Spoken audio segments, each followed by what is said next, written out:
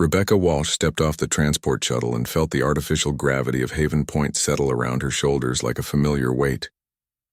The space station stretched in all directions through reinforced windows, a massive wheel spinning slowly against the backdrop of distant stars.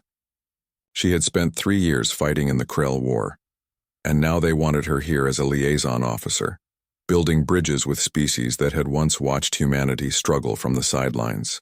The docking bay hummed with activity as dozens of different species moved about their business. Rebecca recognized some from her briefings: the insectoid chirics with their clicking mandibles, the floating essence who communicated through light patterns, and there, standing near the security checkpoint, a Vareth warrior. She was impossible to miss. Nearly 7 feet tall with deep blue skin decorated with silver markings that seemed to shimmer under the station lights.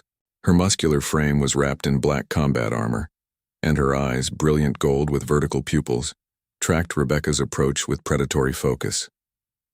Rebecca had read about the Vareth. They were a warrior culture that valued strength and combat prowess above all else. Their society was matriarchal, with the strongest females leading their clans through ritual combat. They had only joined the galactic community 50 years ago and remained somewhat isolated, preferring to observe rather than engage. The Vareth warrior stepped directly into Rebecca's path as she headed toward the security checkpoint. Up close, she was even more imposing, all corded muscle and barely contained power. "You are the new human advisor," the warrior said, her voice carrying an accent that turned each word into something almost musical despite the underlying challenge in her tone. Rebecca met those golden eyes without flinching. "Rebecca Walsh, yes. And you are?" "Zarakai of the 3rd Mountain Clan. I have been assigned to evaluate human security protocols." She looked Rebecca up and down with obvious skepticism. "I expected someone more impressive given what we heard about your war." "We won that war with tactics and determination, not just muscles," Rebecca replied evenly. Something flickered in Zarakai's eyes that might have been amusement or irritation.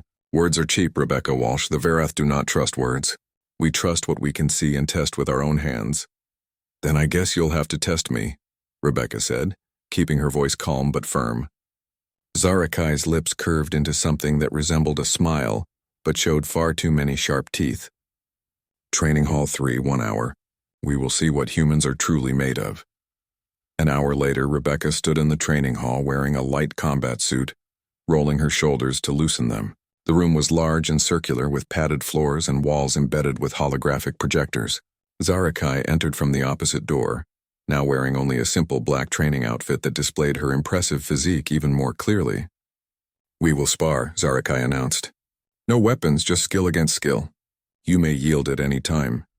Rebecca nodded and moved into a defensive stance. She knew she could not match Zarakai's raw strength or speed, but she had not survived 3 years of war by fighting fair. Zarakai moved first, closing the distance between them with frightening speed. Rebecca dodged rather than blocked, using the Vareth's momentum against her. She swept low, aiming for the back of Zarakai's knee, but the warrior adjusted mid-stride and caught Rebecca's arm. For 20 minutes they moved across the training floor in a dance of strike and counter. Zarakai was faster and stronger, but Rebecca was unpredictable.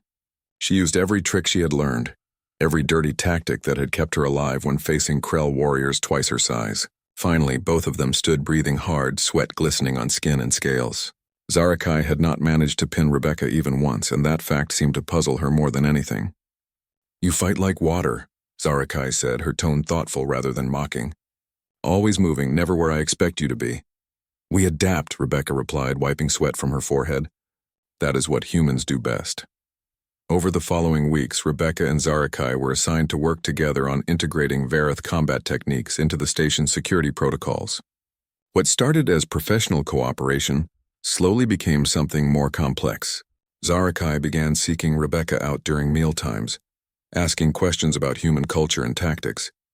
She seemed genuinely fascinated by how humans had defeated the Krell despite being physically outmatched. "Your people fought ships 3 times the size of your own," Zarakai said one evening as they sat in the station's observation lounge.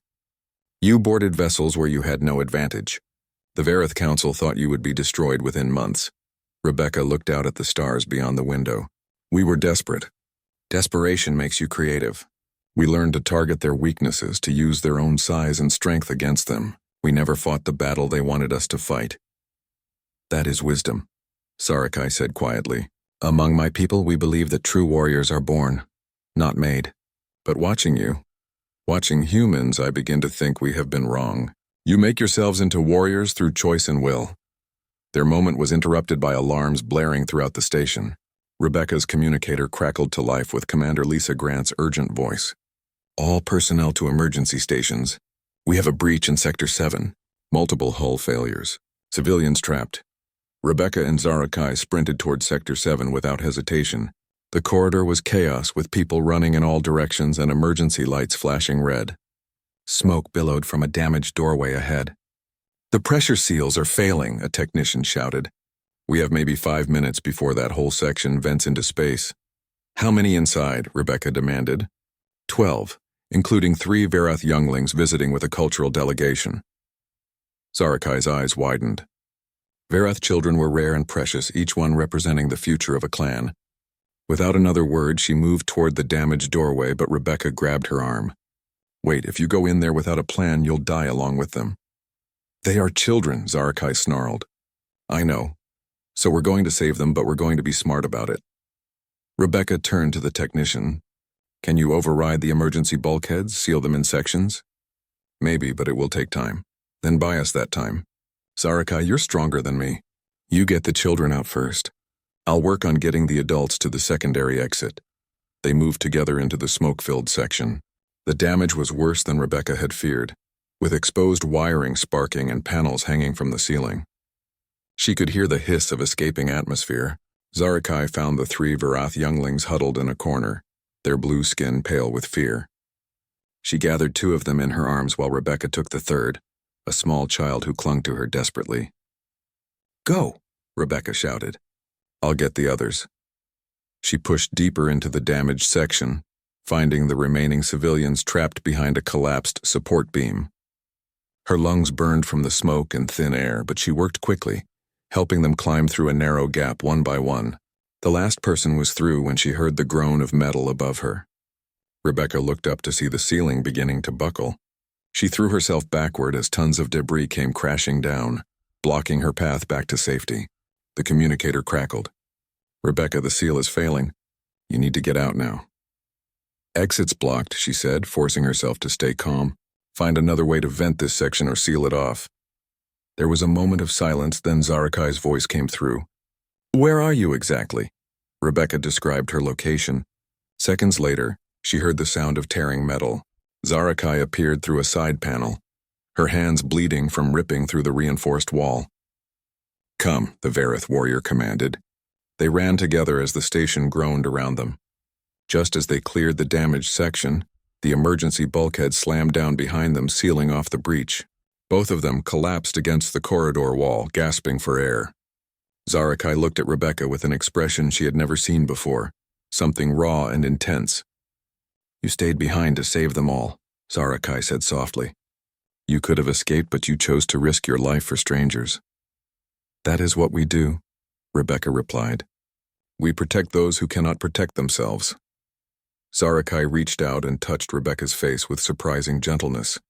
Among my people, we choose our mates based on displays of courage and strength of heart. I have seen many warriors in my life, but none like you. Rebecca's breath caught. She understood what Sarakai was saying, the weight of it. 3 days later, Sarakai came to Rebecca's quarters carrying a long object wrapped in blue cloth. She unwrapped it to reveal a beautifully crafted blade with a handle carved from some dark wood and inlaid with silver that matched the markings on Sarakai's skin. This belonged to my mother and her mother before her, Sarakai said formally. In Verath tradition, a warrior offers her family blade to the one she wishes to bond with. It is a pledge of loyalty, protection, and love. Rebecca stared at the blade, overwhelmed. Sarakai, I'm honored, truly, but this is complicated. Our species, our duties, I don't know if we can make this work.